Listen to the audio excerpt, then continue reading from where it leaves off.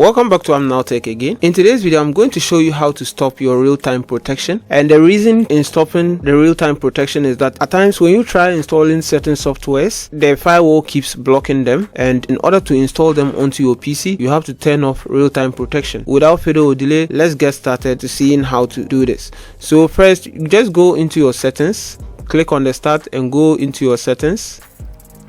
Now in your settings, just go to privacy and security, as we have that here, privacy and security. Click on that and we have Windows security.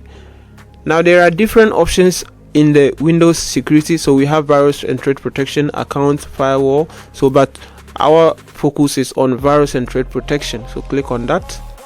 As it pops up this page, we are already on virus and threat protection. So the virus and threat protection, you can use it to do many other things. So scan the PC, allow threats, and then protect the PC.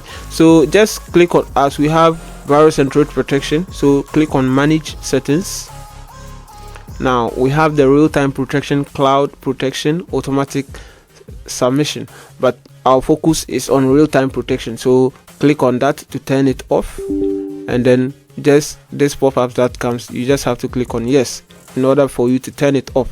So that is just how easy and simple it is to turn off your real-time protection. Now you should be able to install any software that is any software. When you try installing, the firewall keeps blocking them. So thanks guys. If this video was helpful, kindly leave us a like and don't forget to subscribe. We'll see you on our next video. Peace out.